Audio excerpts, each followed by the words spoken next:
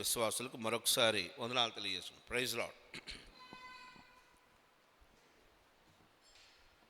ఆరాధన వర్తమానం నిమిత్తమై ఒక చిన్న లేఖన భాగాన్ని చూసుకుందాం. యెషయా గ్రంథం 9వ అధ్యాయము, యెషయా గ్రంథం 9వ అధ్యాయము 6వ వచనాన్ని, అందరికీ సుపరిచితమైన వచనమే, అనేక సార్లు ధ్యానం చేసిన వచనమే.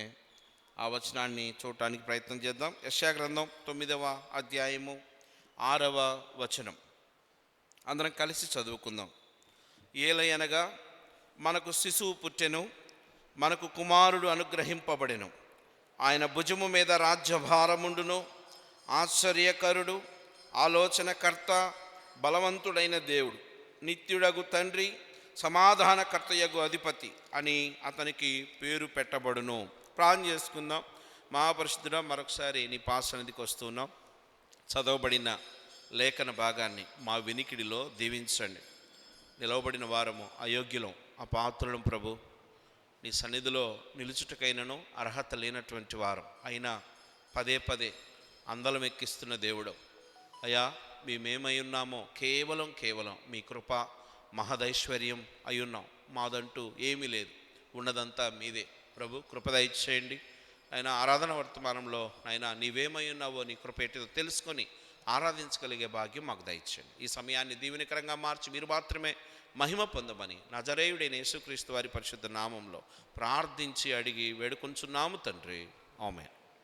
మత్తయి సువార్త 9వ అధ్యాయము 6వ వచనంలో మనం చూస్తూ ఉన్నాం. ఏలయనగా మనకు శిశువు పుట్టెను, మనకు కుమారుడు అనుగ్రహింపబడెను అనే మాట చూస్తూ ఉన్నాం.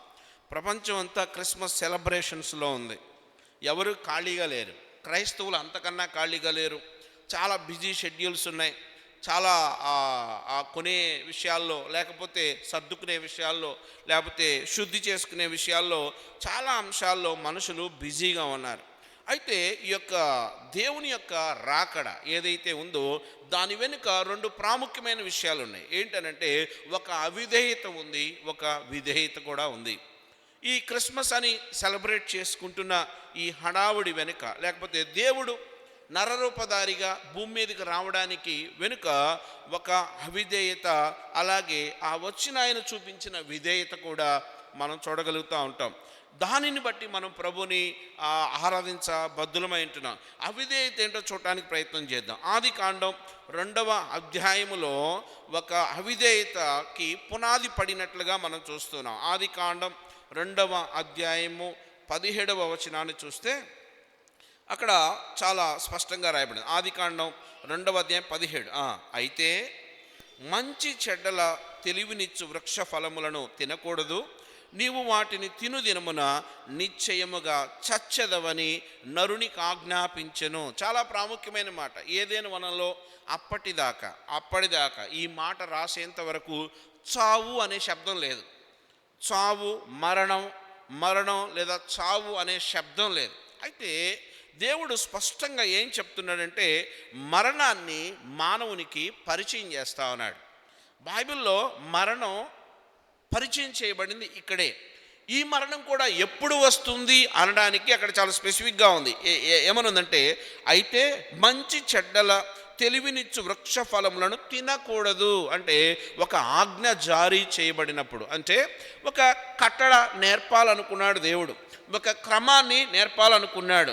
తొలి మానవుడికి డూస్ అండ్ డోంట్స్, ఏవి చెయ్యాలి ఏవి చేయకూడదు, ఏవి చెయ్యాలి ఏవి చేయకూడదు, దేవుడు ఒక క్రమాన్ని ఆదాముకు నేర్పిస్తూ ఉన్నాడు. మంచిదే. క్రమాన్ని పాటిస్తే ఏంటి, క్రమాన్ని పాటించకపోతే ఏంటి, క్రమాన్ని పాటిస్తే ఏంటి, క్రమాన్ని పాటించకపోతే ఏంటి, దేవుడు పెట్టిన ఆ హర్డిల్స్ లేకపోతే ఆ లైన్స్ ఏవైతే ఉన్నాయో వాటిలో కొనసాగితే ఏంటి, ఆ రూల్స్ని వైలేట్ చేసి బ్రేక్ చేసి పక్కకి వెళ్ళిపోతే ఏంటి, అక్కడ కనిపిస్తుంది. అయితే మంచి చెడ్డల తెలివినిచ్చు వృక్ష ఫలములను తినకూడదు. ఏది డోంటో చెప్పాడు, ఏది చేయకూడదో చెప్పాడు, ఏది వద్దో చెప్పాడు, ఏది అవసరం లేదో చెప్పాడు. ఓకే, బాగుంది. వృక్ష ఫలములను తినకూడదు, నీవు వాటిని తిను దినమున నిశ్చయముగా చచ్చెదవని నరునికి ఆజ్ఞాపించెను. అంటే కాన్సిక్వెన్స్ ఆఫ్ డిజోబీడియన్స్, అంటే అవిధేయత యొక్క ఫలం కూడా ఎంత ప్రభావవంతంగా ఉంటుందో దేవుడు చెప్పాడు. అప్పటికి అవ్వమ్మకి ఇంకా భూమి మీదకి అవ్వమ్మకి రావడానికి కొంచెం టైం ఉంది. ఈ లోపల ఆదాముకి ఇవ్వాల్సిన ఇన్స్ట్రక్షన్స్ అన్నీ ఇవ్వబడ్డాయి. ఎంతగా ఇవ్వబడ్డాయి అని అంటే, నువ్వు ఏం చేయాలి, నువ్వేం చేయకూడదు, ఏం చేస్తే ఆ కాన్సిక్వెన్స్, ఆ పర్యావసానం ఎంత భయంకరంగా ఉంటుంది అంటే, నిత్య జీవపు ఉనికి పట్టైన దేవుడే ఆ నిత్య మరణం యొక్క ప్రభావాన్ని కూడా పరిచయం చేస్తున్నాడు. పిల్లలకు చాలా చెప్తాం, డూస్ చెప్తాం, డోంట్స్ కూడా చెప్తాం. ఆ చెయ్యమన్నవి చేయకపోతే ఏంటో చెప్తాం, చెయ్యవద్దన్నవి చేస్తే ఏంటో కూడా చెప్తాం.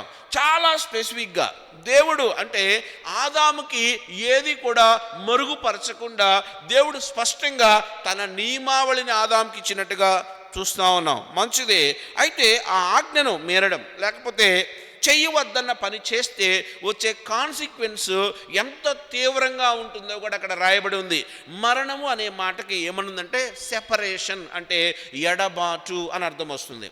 మరణం అనేటటువంటి మాటకి సెపరేషన్ అంటే ఎడబాటు. ఆ ఎడబాటు కూడా ఎంత తీవ్రమైనదంటే దేవునితో ఎడబాటు. ఆదాము సావడా అంటే ఏదో రోజు వస్తాడు. ఆదాముకున్న ప్రాబ్లం శరీర సంబంధమైన మరణం కన్నా ఆత్మ సంబంధమైన మరణం అనేది ఒకటి ఉంది. ఏంటో తెలుసా? అది దేవుని నుండి వేరగుట, దేవుని నుండి పక్కకు వచ్చేయడం, దేవుని మాట వినకపోవడం, దేవుని సంగతులను గైకొనకపోవడం, దేవుని యొక్క క్రమములో లేకపోవడమే చావడం. దేవునితో సాంగత్యం లేకపోవడం, దేవునితో సహచర్యలో కొనసాగలేకపోవడం, ఆ ఉన్నతమైన సహవాసం చేసే దేవుడితో అంటు కట్టబడిన అనుభవంలోకి లేకపోవడం, పక్కకి తొలగిపోవడం అనేది మరణం, అంటే చావు. ఇక్కడ చూస్తూ ఉంటే కేవలం ఒక మరణం మాత్రమే కాదు, కానీ స్కాలర్స్ చాలా బాగా చెప్తా ఉన్నారు. ఆదాము పొందిన మరణాల గురించి చాలా స్పెసిఫిక్గా చెప్తా ఉన్నారు. ఏంటి ఆ మరణాలు చూడటానికి ప్రయత్నం చేద్దాం. ఆదాము మొదటగా ఆదికాండం 3వ అధ్యాయం 24వ వచనం ఏమని రాయబడింది? ఆ ఆదాము పొందిన ఒక మరణం ఆదికాండం 3:24 ఏమని రాయబడింది? అప్పుడు ఆయన ఆదామును వెళ్ళగొట్టి ఏదేను తోటకు తూర్పు దిక్కున కేరుబులను జీవవృక్షమును పోవు మార్గమున కాచుటకు ఇటు అటు తిరుగుతున్న ఖడ్గజ్వాలను. మొట్టమొదటి ఆ ఎడబాటు ఏంటంటే దేవునితోనే ఎడబాటు. అంటే దీన్ని ఎలా చెప్పారంటే స్కాలర్స్, స్పిరిచువల్ డెత్, అంటే దేవుడు లేకపోవడం, దేవుని స్థలంలో లేకపోవడం ఆత్మీయ మరణానికి నాంది. అంటే ఆదాముకు జరిగిన మొదటి డెత్ ఏంటంటే, ఆ మరణం ఏ రూపంలో వచ్చిందంటే దేవుని యొక్క సహవాసాన్ని పోగొట్టుకున్న అనుభవంలో నుండి వచ్చిందంటే దేవునితో ఎడబాటు గొప్ప మరణం. శరీరరీత్యా చచ్చిపోవచ్చును, కానీ ఆత్మలో చచ్చిపోవటం ఉందే, దేవుడు లేకుండా ఉండటం ఉందే, అదే ఒక భయంకరమైన మరణం అని స్కాలర్స్ చెప్తా ఉన్నారు.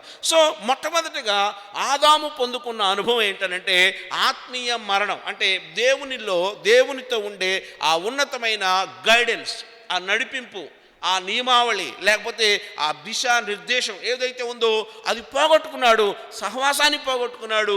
పూర్తిగా అక్కడ బయటికి పంపిన లేదు. ఏమన్నది అక్కడ ఏమనుంది? ఆదాముని ఎలా పంపాడు బయటికి? ఎలా వెళ్ళాడు? 24లో ఏముంది అక్కడ? అప్పుడు ఆయన ఆదామును ఏమండి ఎవరి కోసం ఇల్లు కట్టారో ఆ పిల్లోడిని ఇంట్లో నుంచి బయటికి నడిచి ఎట్టుంటే చెప్పండి, నానా ఈ 3 అంతస్తుల బిల్డింగ్ నీదేరా, ఈ 10 ఎకరాల పొలం కూడా నీదే, ఆ పక్కన రొయ్యల చెరువు కూడా నీదే, ఇదంతా నీదే అన్నా. ఓ రోజున వాడి క్యారెక్టర్ ఏదో నచ్చక వాడిని బయటికి నెట్టేసావు. వాడు పోతా ఏమనుకుంటాడు? ఊరే ఇదంతా నాదే అన్నాడు, ఈ రొయ్యల చెరువు నాదే అన్నాడు, మేడ నాదే అన్నాడు, ఈ మిద్దె నాదే అన్నాడు, ఈ కారు నాదే అన్నాడు, ఇప్పుడు నేను ఇవన్నీ పోగొట్టుకుంటానా? ఓకే, అవును. అవే కాదు, దేవుని యొక్క సహవాసాన్ని కూడా పోగొట్టుకున్నాడు. ఫస్ట్ డెత్ ఆదాము రుచి చూసింది ఏంటి అంటే ఆత్మీయ మరణం. అంటే దేవుని యొక్క ఉన్నత సహవాసంలో కొనసాగి ఆ ఎడబాటే మరణంగా చెప్పుకోవచ్చు. రెండవది ఇంకా ఆదాము ఏం పోగొట్టుకున్నాడు? 3వ అధ్యాయం 10వ వచనం ఏమని రాయబడింది? 3వ అధ్యాయము 10వ వచనం ఏమని రాయబడింది? రెండవది 3:10 నేను నీ తోటలో నీ స్వరము విన్నప్పుడు దిగంబరినిగా నుంటిని గనక భయపడి దాగుకొంటిని. అంటే రెండవదిగా మానవుడిలో ఎదురైన రెండవ మార్పు, ఒకటి దేవునితో ఎడబాటు, రెండవది ఏ దేవుడు ఆదరించేవాడో, ఏ దేవుడు హక్కును చేర్చుకునేవాడో, ఏ దేవుడే ఫ్రెండో, ఏ దేవుడే సమస్తమో ఆ దేవుడే ఇప్పుడు విలన్గా కనిపిస్తా ఉన్నాడు. అంటే ఏ దేవుణ్ణి ఎదుర్కోవడానికి ఆదాము పరిగెత్తుకుంటా ఆ స్వరం వినడానికి వేగిరపడేవాడో, ఇప్పుడు అదే దేవుణ్ణి ఎదుర్కోవడానికి ఆదాము భయపడుతున్నాడు. భయం కదా, ఈ రోజున మరణం అంటే భయం, మానవునికి భయం, విపరీతమైన భయం. అంటే ముందే చెప్పాడు, మీరు ఆ పండు దినమున ఏమవుతారు, చస్తావు అన్నాడు. అంటే ఇప్పుడు ఈ భయం ఏ భయం అంటే మరణ భయం, చచ్చిపోతానన్న భయం. రెండవ మరణం, ఒకటి ఆత్మ సంబంధమైన మరణాన్ని ఆదాము పొందుకున్నాడు. రెండవదిగా శరీర సంబంధమైన శిక్ష లేకపోతే మరణం ఏదైతే ఉందో దానిని బట్టి ఎవరిని ఎప్పుడు ఎదుర్కొని మాట్లాడేవాడో, ఎవరిని సొత్తుగా భావించాడో ఆ ఉన్నతమైన దేవుణ్ణి చూసి పారిపోయి భయపడి చస్తానన్న భయం ఆయన చెట్టుచాటుకు చేర్చినట్లుగా చూస్తా ఉన్నాం. రెండు మరణాలు చూశాడు. మూడవదిగా సైకలాజికల్ డెత్. ఆదాము మానసికంగా కూడా చచ్చిపోయాడు. ఎలా చచ్చిపోయాడో చూద్దాం. అది ఎక్కడుంది? ఆదికాండం 2వ అధ్యాయం 23వ వచనం.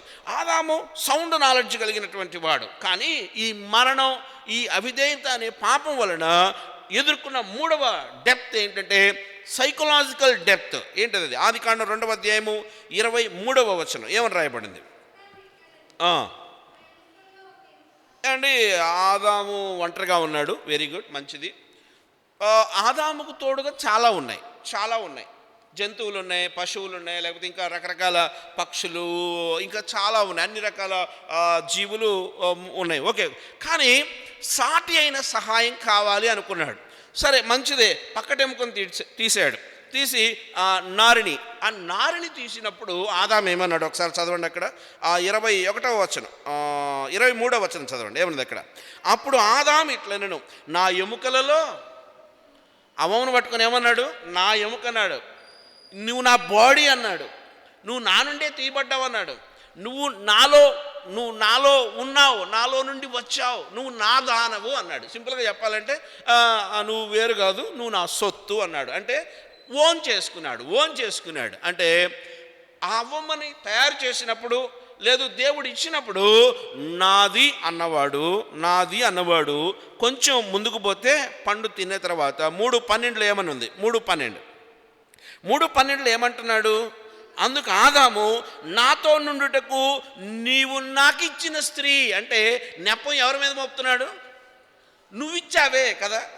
పిల్లలు అప్పుడప్పుడు ఈ తప్పు ఎందుకు చేసావురా అంటే, నువ్వు ఇచ్చావుగా, లేకపోతే అంటే తప్పు నా వల్ల జరగలేదు, నీ వల్ల జరిగిందని నేరారోపణ చేయడానికి ప్రయత్నం చేస్తాడు. ఇందాకేమో నాది అన్నాడు, ఇందాకేమో నా సొత్తు అన్నాడు, నాలో భాగం అన్నాడు. పాపం ప్రవేశించిన తర్వాత ఆ పాపాన్ని అడ్రస్ చేయడానికి ఏమంటున్నాడంటే, నువ్వు నాకు ఒక స్త్రీని ఇచ్చావే, నువ్వు నాకు ఒక ఇస్త్రీ ఇచ్చావే, ఆ ఇస్త్రీ పెట్టి నన్ను కిందే రుద్దేసింది. అంటే ఆ స్త్రీ నన్నేం చేసిందంటే పాపం వైపుకు తీసుకుపోయింది. అంటే ఏమంటున్నాడంటే ఇండైరెక్ట్గా, దేవా నేను పాపాన్ని సంపాదించుకోవడానికి కారణం నువ్వు కూడా అన్నట్టు చెప్తున్నాడు. నువ్వు స్త్రీ ఇచ్చావు కాబట్టి నేను అటుపోయాను అన్నట్టుగా నువ్వు నాకు ఇచ్చిన స్త్రీ అనే మాట వాడుతారు. అంటే సైకలాజికల్గా, అంటే అప్పటిదాకా సౌండ్ నాలెడ్జ్ ఉన్నటువంటి ఆదాము ఏమంటున్నాడంటే దేవుని మీద కూడా నేరారోపణ చేయడానికి ప్రయత్నం చేస్తున్నాడు. అంటే సైకలాజికల్గా, మానసికంగా చావుని రుచి చూశాడు. ఇప్పటికి ఎన్ని చావులు ఉన్నాయండి?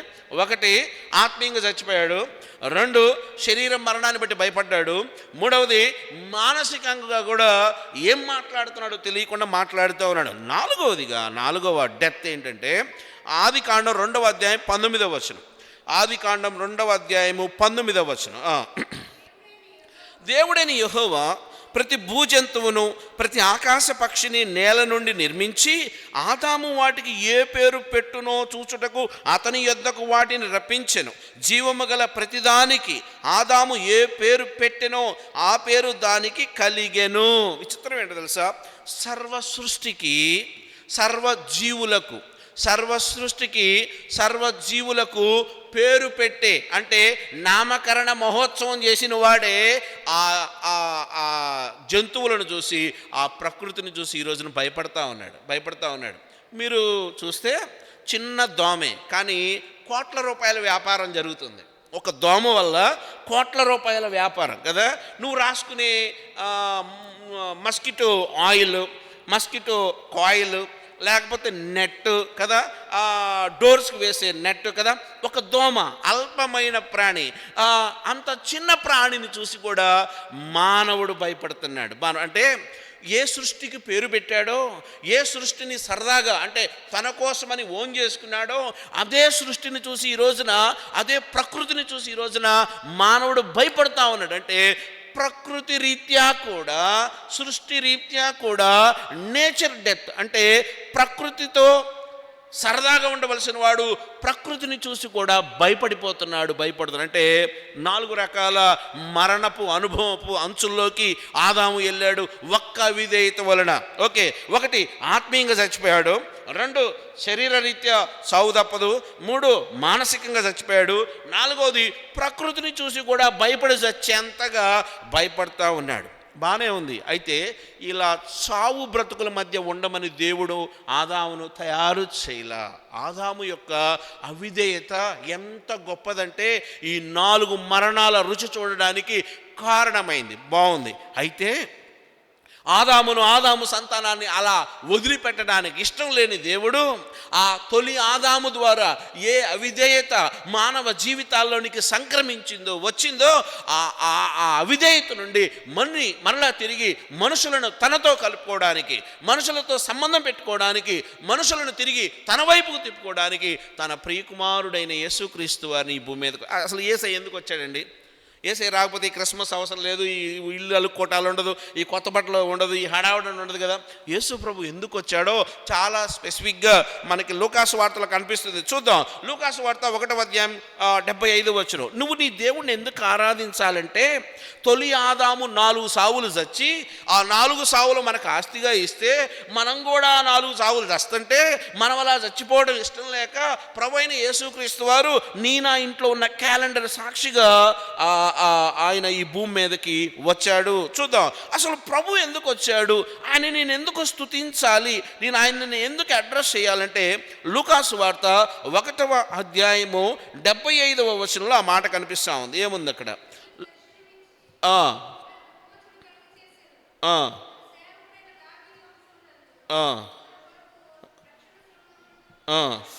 మధ్య నుండి చదువుదాం. మధ్య నుండి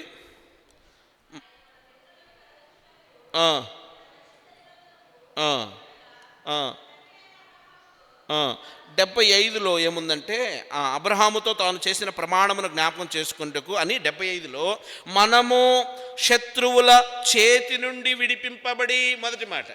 ఆయన ఎందుకు ఈ భూమి మీదకి వచ్చాడంటే, మనము ఎవరు శత్రువు? సాతానుడు శత్రువు, మంచిదే. మనల్ని పాడు చేసే లోకం శత్రువు, మంచిదే. మన శరీరం కూడా, చెప్పండి, మన శరీరం కూడా శత్రువే. అయితే దీన్ని ఆలయంగా కూడా మార్చచ్చని దేవుడు తర్వాత చెప్పాడు. ఓకే, ఇప్పుడు ఇలా చూద్దాం. లోకం శత్రువు, లేకపోతే సాతానుడు శత్రువు, నాకు నేనే శత్రువు ఎక్కడో లేడు, నాలోనే ఉన్నాడు.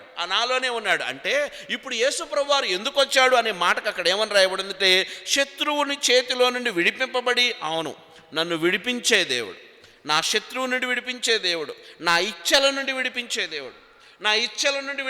దేవుడు, నా శత్రువు నుండి విడిపించే దేవుడు, ఈ లోకం నుండి విడిపించే దేవుడు, మరణం నుండి విడిపించే దేవుడు. ఎందుకు నేను ఈ ఉదయకాల సమయంలో ఆయన ఆరాధిస్తానంటే, నా శత్రువుల చేతిలో నుండి నన్ను విడిపించడానికి సమర్థుడైన దేవుడు. కంటిన్యూషన్.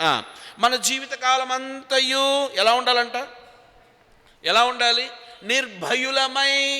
నిర్భయులమై అంటే భయము లేని వారమై. ఎక్కడి నుంచి వచ్చింది భయం? ఇందాకే చెప్పుకున్నాం. ఎక్కడికి వెళ్ళి దాక్కున్నాడు మహానుభావుడు? ఆదాం గారు ఎక్కడికి వెళ్ళి దాక్కున్నాడండి? భయపడి. ఎక్కడికి వెళ్ళాడట? దేవుణ్ణి ఎదుర్కోవడానికి భయపడి వెళ్ళి చెట్టు చాటును దాక్కున్నాడంట. ఆయన ఒక ఆస్తిని సంపాదించాడు. ఏం తెలుసా? భయం, చస్తాననే భయం కదా. ఈ భయం నీలో నాలో కూడా ఉంది. ఇప్పుడు ఇలా చూద్దాం. ప్రభువా నువ్వెందుకు వచ్చావు? 1 ఆ శత్రువుల చేతుల నుండి నేను విడిపించడానికి. 2, నీ జీవితకాలం అంతా ఎలా ఉండాలంట? నిర్భయులమై, అంటే నీలో నాలో ఉన్న భయాన్ని తీసేయడానికి ఈ భూమి మీదకి వేసే వచ్చాడు. తర్వాత కంటిన్యూషన్, ఆయన సన్నిధిని పరిశుద్ధముగాను కదా, ఎలా కోరుకుంటున్నాడు మనల్ని దేవుడు? పరిశుద్ధంగాను. ఏ అవిధేయత మన పూర్వీకుడైన ఆదాము ద్వారా మనలోకి ఇప్పటికీ సంక్రమించిందో, ఇప్పటికీ చెప్పిన మాట వినే స్వభావం మనలో ఎందుకు లేదో తెలుసా? అది మన పూర్వీకుడి నుండి వచ్చిన మనకి గుణం కదా. పిల్లోడు పుట్టంగానే అమ్మ పోలిక, నాన్న పోలిక, అమ్మమ్మ పోలిక, తాతయ్య పోలికో ఏం వెతుక్కుంటారో. ముక్కు తాతయ్య, కాళ్ళు అమ్మమ్మ, చేతులు నాన్న, లేకపోతే ముఖం కదా. ఈ అసలు క్వాలిటీస్ ఉన్నాయి. మన పితరుడు అయిన ఆదాము ద్వారా సంక్రమించిన అవిధేయత నీకు నాకు మనందరిలో కూడా ఈ గుణం ఉందే. ఈ గుణం కంటిన్యూ అవుతుంది. అందుకే ఆయన్ని మనం పరిశుద్ధంగా సన్నుతించలేం, ఆయన దగ్గరకు వెళ్ళలేం. అందుకే యేసుప్రభువు ఈ భూమి మీదకి వచ్చి ఏం చేశాడంటే, నా శత్రువు నుండి విడిపించాడు, అంటే నాకు రక్షణ కలగజేశాడు.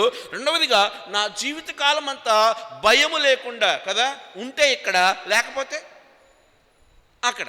మీకు చాలాసార్లు చెప్పినట్టున్నాను, ఒక విమానంలో ఒక ముసలావిడ ప్రయాణం చేస్తూ ఉంది. ముసలావిడే కదా, చాలామంది ఉన్నారు. ఆ విమానానికి 2 ఇంజిన్లు ఉండి ఒకటి చెడిపోయింది. చెడిపోతే ఆ ఉన్న పైలట్ వచ్చి చెప్తున్నాడు అక్కడ ఉన్న ప్రయాణికులకి, అయ్యా విమానంలో 2 ఇంజిన్లలో ఒక ఇంజిన్ చెడిపోయింది, ఇంకో ఇంజిన్ కూడా బాగా ఉంటే మనం దిగుతాం, లేకపోతే మనం చచ్చిపోయే ప్రమాదం ఉంది, కాబట్టి మీ ఇష్టం వచ్చిన దేవుళ్ళకు ప్రార్థనలు చేసుకోండి అని చెప్పాడు. బాగానే ఉంది. ఇక అందరూ ఏడ్చి, ఎందుకంటే ప్రాణం అంటే ఎవడికి భయం ఉండదు, విపరీతంగా ఏడ్చి ప్రార్థన చేస్తున్నారంట. ఒక ముసలావిడ మాత్రం హ్యాపీగా కమలా పండు ఒలుచుకొని బోసి నోరుతో చప్పరిస్తా తింటుందంట. పక్కన నామకు ఒళ్ళు మండింది. ముసల్దానా, విమానం కూలుద్దని చెప్తున్నాడు పైలట్, మరి ఇష్ట దైవానికి ప్రార్థన చేయొచ్చు కదా అంటే ఆవిడ అంటుందట, ఇలా అందట, అయ్యా అమ్మ, నేను నా చిన్న కుమారుడి దగ్గరకు బయలుదేరా, అమెరికాలో ఉంటాడు. ఈ విమానం సేఫ్గా ల్యాండ్ అయితే నా చిన్న కుమారుడి దగ్గరకు పోతా. ఒకవేళ ఈ విమానం మధ్యలో పేలిపోతే అక్కడ నా పెద్ద కుమారుడు ఉన్నాడు. ఎవరున్నారంట? ఈ విమానం సేఫ్గా ల్యాండ్ అయితే నా చిన్న కుమారుడి దగ్గరకు పోతా, ఈ విమానం మధ్యలో పేలిపోతే నా పెద్ద కుమారుడు ఉన్నాడు. ఏదో ఒక రోజు అక్కడికి వెళ్ళాల్సిందే. మహా అయితే ఏమవుతుంది, నేను నా పెద్ద ఏదో ఇంటికి మాత్రం గ్యారంటీగా చేరతా. అవును, నిర్భయులమై కదా. ఆయన ఎందుకు ఈ లోకానికి వచ్చాడంటే, మన శత్రువు నుండి విడిపించడానికి, నిర్భయంగా జీవించే ఆ గొప్ప ఇది. ఆయన సన్నిధిలో కంటిన్యూషన్ ఏముంది అక్కడ? పరిశుద్ధముగా జీవించుటకై, అంటే పరిశుద్ధ జీవితాన్ని నీకు నాకు ఇవ్వడానికి యేసుక్రీస్తు వారు ఈ భూమి మీదకి వచ్చాడు. కంటిన్యూషన్, నీతిగాను ఆయనను సేవింపను అనుగ్రహించుటకు ఈ రక్షణ కలుగజేశాను. దేవుడు నాకు ఈ రక్షణ ఇవ్వడంలో ఇంత గొప్ప ప్రణాళిక ఉంది. అంతేనా? ఇంకొక చిన్న మాట చూపించి నేను ముందుకు వెళ్ళిపోతా. లూకాసు వార్త 1వ అధ్యాయం 79వ వచనం ఏమని రాయబడి ఉంది? 79, లూకాసు వార్త 1వ అధ్యాయం 79వ వచనం ఏమని ఉంది? ఎందుకు మనం ఆయన ఆరాధించాలి? 79 మధ్య నుంచి చదవచ్చు. మన పాదములను సమాధాన మార్గంలోనికి నడిపించున్నట్లు అని చీకటిలోను మరణ ఛాయలోను కూర్చుండు వారికి వెలుగిచ్చుటకై ఆ మహావాత్సల్యమును బట్టి పైనుండి ఆయన మనకు అరుణోదయ దర్శనం అనుగ్రహించెను. ఎస్, అంటే ఈ అరుణోదయ దర్శనం ఏంటో తెలుసా? ఈ వెలుగేంటో తెలుసా? వెలుగైన దేవుడు ప్రభు అయిన యేసుక్రీస్తు వారు. ఎందుకు? నేను చీకట్లో ఉన్నా, అక్కడ రమ్యమైన మాట ఉంది, మరణ ఛాయలోను. ఏంటి మరణ ఛాయ? 4 రకాల మరణ ఛాయలు నాలో ఉన్నాయి. ఒకటి, నేను ఆత్మీయంగా చచ్చా. రెండవది, శరీరరీత్యా చస్తాననే భయం. మూడవదిగా, ఏం మాట్లాడతానో తెలియకుండా మాట్లాడే ఆ సైకలాజికల్గా ఉన్నటువంటి స్థితి. నాలుగవదిగా, ప్రకృతిని చూస్తూ చస్తూ బతుకు, అంటే చీకటిలో మరణ ఛాయలో ఉన్న నాకు అరుణోదయ దర్శనమును అనుగ్రహించిన నా శ్రేష్టమైన దేవుడు. ఎస్, నా ప్రభు ఏం ఊరకే రాలే, నన్ను విడిపించడానికి వచ్చాడు, నా నుండి భయం తీసేయడానికి వచ్చాడు, పరిశుద్ధంగా ఆయన సన్నిధిలో ఉండటానికి ఆయన వచ్చాడు, ఆయన నీతితో సేవించే అనుభవం నాకు ఇచ్చాడు. ఆయన నా చీకటిని, నా మరణఛాయ నుండి ఆయన బయటకు తీసి తన అరుణోదయ దర్శనం ద్వారా ఆయన నన్ను ఉద్ధరించబద్దులై ఉన్నాడు. ఎస్, అందుకే ఆయన ఈ భూమి మీదకి వచ్చాడు. భూమి మీదకి వచ్చిన విధానం కూడా చాలా అద్భుతం కదా. గొర్రెల కాపరి దగ్గరికి ఎవరు వెళ్ళారు చెప్పడానికి? న్యూస్ గొర్రెల కాపరుల దగ్గరికి ఎవరు వెళ్ళారు? దేవదూత వెళ్ళింది కదా. జ్ఞానుల దగ్గరికి ఎవరు వెళ్ళారు? జ్ఞానులకు దారి చూపించింది ఎవరు? ఒకవేళ ఇది రివర్స్లో జరిగితే ఏమైందో చెప్పండి. రివర్స్లో జరిగింది. సపోజ్ గొర్రెల కాపరుల దగ్గరికి నక్షత్రం వెళ్ళింది. ముందు వాళ్ళు ఏం చేస్తారంటే ఇదేంది రాని చూసి భయపడి ఒకటే పరుగు కదా. వాళ్ళకి అర్థం కాదు. ఆశ్చర్యం ఏంటో తెలుసా? జ్ఞానులకు ఆ ఉన్నతమైన పుటక లేకపోతే అప్పటికే వారు ఆ శాస్త్రాలని చదువున్నారు కాబట్టి, వాళ్ళు రక్షకుడిని వెతుకుతున్నారు కాబట్టి వాళ్ళకి జస్ట్ నక్షత్రం పంపించి దారి చూపించి ఏర్పాటు చేశాడు. వాళ్ళు జ్ఞానులు కాబట్టి. మరి వీళ్ళు గొర్రెల కాపరులు, అమాయకులు, ఏమీ తెలియని వాళ్ళు. వాళ్ళ దగ్గర నక్షత్రం చూపిస్తే రోజు వచ్చే నక్షత్రం ఈరోజు కాస్త ఉబ్బిందిలే అనుకుంటారేమో, కానీ వాళ్ళ దగ్గరకు అలా చేయాల. ఆయన దేవదూతను పంపించాడు. అంటే ఆయన రక్షణ సువార్తను పామరులకు అందించాడు, జ్ఞానులకు కూడా అందించాడు. ఎందుకంటే అందరూ ఆయనను తెలుసుకోవాలి, ఆ అరుణోదయ దర్శనాన్ని ఎదుర్కోవాలి, ఆ మరణ ఛాయలో నుండి వారందరూ కూడా రావాలి. ఇంతేనా కాదు, ఎంత అంటే చూద్దాం. ఈ వచ్చిన ఆయన ఏం చేశాడంటే రాజులకు రాజు, ప్రభువులకు ప్రభువుగానే అలాగే ఉండాల.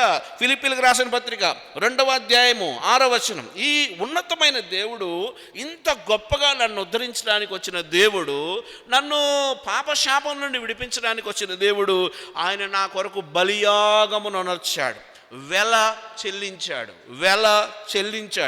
ఆయన నా కోసం ఖర్చు అయ్యాడండి. ఆయన యేసుప్రభు ఏం చేశాడు రా నీకంటే సింపుల్గా చెప్తా, ఆయన నా కోసం ఖర్చు అయిపోయాడు. ఏం ఖర్చు చేశాడు? తన రక్త మాంసాలే కాదు, ఆయన నా కొరకు తన సమస్తాన్ని ఇవ్వడానికి ఇష్టపడిన. చూద్దాం ఫిలిప్పీలకు రాసిన పత్రిక 2వ అధ్యాయము 6వ వచనం నుంచి చూద్దాం ఏమని రాయబడింది. ఫిలిప్పీ 2:6. ఆయన మామూలోడు కాదు, చెప్పాలంటే ఆయన గొప్పవాడు. ఎలాంటి స్వారూప్యం అంటే ఆయనది దేవుని స్వరూపము కలిగిన వాడై దేవునితో సమానముగా ఉండుట విడిచిపెట్టకూడదని ఆయన ఈజ్ ఈక్వల్ టు గాడ్. ఆయనే గాడ్, సింహాసనాసీనుడు ఆయనే, సమస్తగానికి వాసుడు ఆయనే ఆ సమస్త నిర్మాణకుడు. బాగుంది ఏమండి? అంత గొప్ప దేవుడు ఏం చేశాడంట? ఒకటి ఆయన స్వరూపాన్ని విడిచిపెట్టాడు, ఆయన స్టేటస్ని విడిచిపెట్టాడు, సమానం అంటే దేవునితో ఉండే ఆ స్టేటస్ని విడిచిపెట్టాడు. అది భాగ్యంగా కూడా ఎంచుకోలే. అయ్యా మరి నీకు భాగ్యం ఎవరంటే ఆయన చేసిన ఈ విలువైన సృష్టి కాదు, కానీ ఆ సృష్టి మధ్యలో ఉన్నాడు ఒక మురికోడు, మట్టోడు, ఒట్టోడు, ఎందుకు పనికిరానాడు, వాడిని అంటే నన్ను చూపిస్తాడు. ఏంటంటే చక్రవర్తి, నేను ఈ సృష్టి కోసం రాలేదు, నీ కోసం వచ్చాను. అయ్యా నేనెంత పనికిమాలినోడిని, చెప్పి చేయనోడిని, అదుపులో లేనోడిని, క్రమం తప్పేనోడిని. ఆదాము ఏదో ఒక ఫలం ఏదన్నాడు, నేనైతే చెట్టు తినేసేవాడిని కదా, అంత అవిధేయత ఉంది నాలో. ఆదాము ఒక ఫలం ఏదన్నాడు, అవమది పెట్టింది ఏదో అయిపోయింది, నేనైతే చెట్టుని వేరుని ఆకులు కూడా తిని, అంత అవిధేయత నాలో ఉంది. అంటే అందుకే నీకోసమే నేను ఈ భూమి మీదకి వచ్చానాడు. ఎంత దేవుని స్వరూపం, దేవుని స్టేటస్, అవి భాగ్యమే కాదు. మరి ఏది భాగ్యం చెప్పి ఆరాధనలోకి వెళ్ళిపోదాం. ఏది భాగ్యం చదువమ్మా కంటిన్యూషన్లో, ఎప్పుడు చదువుకునే మాటలే. 7వ వచనం. మనుష్యుల పోలికగా పుట్టి దాసుని స్వరూపంలో ధరించుకొని తనను తానే రిక్తునిగా. చాలా చాలా గ్రేట్ మాట. రిక్తత అనే పదం తెలుగులో చాలా విలువైంది. రిక్తత అంటే చెయ్యలేనితనం, చేతగానితనం, ఏమీ చేయకుండా ఊరకుండటమే రిక్తత. నా విషయంలో రిక్తత వేరు, దేవుని విషయంలో రిక్తత వేరు. నా విషయంలో రిక్తత ఏంటంటే నేను చెయ్యలేను కాబట్టి చెయ్యను. అబ్బాయి నువ్వు ఆ కొండని ఎందుకు ఎత్తలేవురా అన్నావు అనుకో, ఒకటే అంట, ఆ కొండని నేను ఎత్తలేను, నాకు ఆ శక్తి చాలదు కాబట్టి నేను ఎత్తను. అంటే చెయ్యకపోవడం నా విషయంలో రిక్తత అయితే, చేయగలిగిన సామర్థ్యం ఉండి చేయకుండా ఉండడం అందే అది ఆయన రిక్తత. ఏదో ఊరకు చదువుకొని పోతాం, కానీ నా విషయంలో నేను చెయ్యలేను, దాన్ని సాధించలేను కాబట్టి అశక్తుడను. మరి దేవుని విషయంలో అన్నీ చేయగలిగి, అన్నీ చూడగలిగి, అందరినీ ఉద్ధరించగలిగి, ఎంత భీకర సైన్య సమూహం ఉన్నా ఏమీ ఎరగని వాడిగా, ఏమీ చేయకుండా ఉన్నాడే, అది ఆయన విషయంలో రిక్తత. నేను ఎందుకు ఆరాధిస్తానంటే ఆయన నా కోసం చేసిన బలియాగం ఆషామాషిది కాదు. మనుష్యుని పోలిక, కాలానికి బయట ఉన్నాడు, కాలంలోకి వచ్చాడండి. భూమిని భరించడానికి వీల్లేని ఆ భీకర స్వరూపం కలిగిన దేవుడు సృష్టిలోనికి మనిషి అంటే చెప్పండి, మనిషి అంటే కొన్ని పారామీటర్, కొన్ని కొలమానాలు ఉన్నాయి. ఏంటి? 5 లీటర్ల రక్తం కదా, 206 ఎముకలు, 5.5 మీటర్ల చర్మం, ఒక 30 కిలోల మాంసం, ఇవన్నీ ప్యాక్ చేసి కుడితేనే మానవుడు. ఇప్పుడు ఇలా చూద్దాం, సర్వ సృష్టికర్త అయిన దేవుడు నరుడిగా తగ్గించుకోవడం అంటే అది చిన్న విషయం కాదు, చిన్న విషయం కాదు. ఆయన దేవునితో సమాన భాగం అంటే ఆ ఈక్వల్ స్టేటస్ కలిగిన వాడు, కానీ మనుష్యుని పోలికగా పుట్టి దాసుని స్వరూపం ధరించుకొని తన్ను తానే రిక్తునిగా చేసుకున్నాడు. ఆశ్చర్యం ఏంటంటే, నేను ఇంకా ఓ బాలయేసు నీకు శుభమని ఉయ్యాలోపాల్సిన పనిలే, ఓ బాలయేసు నీకు వందనమని చిన్న గొర్రె పిల్లవాడు పెట్టి తొట్టిలో యేసు ప్రభువుని పడుకోబెట్టి మరియమ్మ, ఈ కథలు అయిపోయినాయి, ఇవన్నీ జరిగిపోయినాయి. ఇప్పుడు మళ్ళీ నువ్వు అదొక ట్రెడిషన్గా పెట్టి హంగామా చేయాల్సిన అవసరంలా. ఆయన ఏం చేశాడో ఈ సమాజానికి చెప్పు, ఆయన ఏమై ఉన్నాడో ఈ సమాజానికి తెలియజేయి, ఆయన ఏమై ఉన్నాడో అది నువ్వు చూపించడానికి ప్రయత్నం చేయి. ఎందుకో తెలుసా? ఆయన అది చేశాడు, మనల్ని చేయమంటున్నాడు. ఏముంది అక్కడ? ముగించుకుందాం. 8వ వచనం. మరియు ఆయన ఆకారమందు మనుష్యుడిగా కనబడి మరణము పొందునంతగా, అనగా శిలువ మరణము పొందునంతగా విధేయత చూపిన వాడే తన్ను తాను తగ్గించుకొనెను. ఇప్పుడు ఇలా చూద్దాం. ఏదైనా వనంలో ఒక ఆయన విధేయత, ఏదైనా వనంలో ఒక ఆయన చూపిన అవిధేయత వలన నాకు 4 రకాల మరణాలు వచ్చాయి. కానీ ఇక్కడ ఈయన చూపించినటువంటి విధేయత నాకు విజయాన్ని ఇచ్చింది, నాకు విధేయతను నేర్పింది. అంత మాత్రమే కాదు, రక్షణలోనికి నన్ను నడిపించింది. కంటిన్యూషన్ ఏమన్నది అక్కడ? కంటిన్యూషన్ ఆయన కంటిన్యూషన్ 9వ వచనం. అందుచేతను పరలోకమందున్న వారిలో కానీ, భూమి మీద ఉన్న వారిలో కానీ, భూమి కింద ఉన్న వారిలో కానీ ప్రతి వాని మోకాలు యేసు నామమున వంగునట్లును, ప్రతి వాని నాలుకయు తండ్రి అయిన దేవుని మహిమార్థమై యేసుక్రీస్తు ప్రభువుని ఒప్పుకొన్నట్లును దేవుడు ఆయనను అధికముగా హెచ్చించి ప్రతి నామమునకు పైనామము ఆయనకు అనుగ్రహించాను. నా దేవుడు అన్ని నామములకల్లా, భూమి మీద ఎన్నో నామాలు ఉన్నాయి, పంగనామాలు, అడ్డనామాలు, నిలువు నామాలు, చాలా నామాలు ఉన్నాయి. ఏ నామము నా దేవుని ముందు పనికిరాదు. ఎందుకంటే అన్ని నామములకు పైనామము యేసునామం. అందుకే నేను ఆరాధిస్తాను. ఆయన ఆదాము ఏ అవిధేయతని పంచాడో, ఏ అవిధేయత నన్ను రాజ్యం వెళ్తుందో, ఏ 4 రకాల మరణాలు ఆ మరణ ఛాయలో నేనున్నానో, ఆ మరణ ఛాయ నుండి నన్ను విడిపించి ఆ అరుణోదయ దర్శనము నాకు అనుగ్రహించి ఆయన నా కొరకు ప్రాణం పెట్టి రక్తం గార్చి ఆ ఉన్నతమైన దేవుడిగా ఆయన, అందుకే ఈ ఉదయకాల సమయంలో ఆయన ఘన ప్రశస్త నామాన్ని నేను ఆరాధిస్తాను. మళ్ళీ తిరిగి వెనక వచ్చేద్దాం. మూలవాక్యం యెషయా గ్రంథం 9వ అధ్యాయం జస్ట్ చదువుకుని ఆరాధనలోకి వెళ్ళిపోదాం. యెషయా గ్రంథం 9వ అధ్యాయం 6వ వచనం. ఏలయనగా మనకు శిశువు పుట్టెను, మనకు కుమారుడు అనుగ్రహింపబడెను, ఆయన భుజము మీద రాజభారముండును. అవును, నా భారం మోసే యేసయ్య. కంటిన్యూషన్. ఆశ్చర్యకరుడు. అవును, ఎన్ని ఆశ్చర్యాలు నా జీవితంలో చేశాడో. కంటిన్యూషన్. ఆలోచనకర్త. నాకు బ్రతకడం నేర్పించాడండి. నాకు నా లైఫ్ని ఎలా లీడ్ చేయాలో నాకు తెలియదు, ఆయనే నాకు ఆలోచనకర్త. బలవంతుడైన దేవుడు నా బలహీనతల్లో తన బలాన్ని చొప్పించాడు. నేను బలహీనుడనై ఉన్నప్పుడు, నీతిహీనుడినై ఉన్నప్పుడు, భక్తిహీనుడినై ఉన్నప్పుడు ఆయన తన బలాన్ని నాకు సెలైన్ ఎక్కించినట్టుగా ఎక్కించాడు. ఓకే, నిత్యుడగు తండ్రి, ఈ లోకపు తండ్రి ఒక చేతిలో పెట్టి, అమ్మ కలిమి అందైనా లేమి అంద నీకు ఈయనే నీకు దిక్కని ఒకవేళ పొంతి పిలాతులు ఆ చేతులు కడుక్కుంటాడేమో, ఆడపిల్లల తండ్రులు ఇంకొక చేతిలో పెట్టి, ఈయనున్నాడే నిత్యుడగు తండ్రి అంటే నేను ఎప్పుడు పిలిస్తే అబ్బా తండ్రి అని పిలిస్తే తన పరిశుద్ధ పర్వతము నుండి ఉత్తరమిచ్చే ఉన్నతమైన దేవుడు నా మంచి దేవుడు, అందుకే ఆరాధిస్తాను. Okay, continuation. నిత్యుడగు తండ్రి, సమాధానకర్తయగు అధిపతి. అవును, సమాధానం లేని నా బ్రతుకుకు సమాధానమై ఉన్న దేవుడు. ఇంత మంచి దేవుడు, ఇంత గొప్ప దేవుడు, ఇంత ఉన్నతమైన దేవునికి నేనేమిచ్చి రుణం తీర్చుకొనగలను? నా రక్షణ పాత్రను చేబోని ఈ కొద్ది స్తుతి ఆరాధన నజరేయుడైన యేసుక్రీస్తు వారి పరిశుద్ధ పాదముల వద్ద సమర్పిస్తున్నానని చెప్పడమే ఆరాధన. కళ్ళు మూసుకుందాం, తల్ల వంచుదాం. ఒక్క మాట.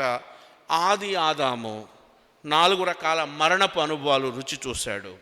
కడపటి ఆదామైన యేసుక్రీస్తు వారు నన్ను ఏలుతున్న ఆ 4 మరణాల నుండి విడిపించి తన అరుణోదయ దర్శనాన్ని నాకు అనుగ్రహించి తన రక్షణను నాకు ఇచ్చాడు. ఇంత గొప్పగా నన్ను సన్మానించిన నా దేవుని కీర్తించకుండా ఎలా ఉండగలను? కళ్ళు మూసుకుందాం, తల్ల వంచుదాం. క్లుప్తంగా చాలా స్పష్టంగా వాక్యానుసారం ఆరాధించడానికి ప్రయత్నం చేద్దాం. అలవోక ఆరాధనలు వద్దు.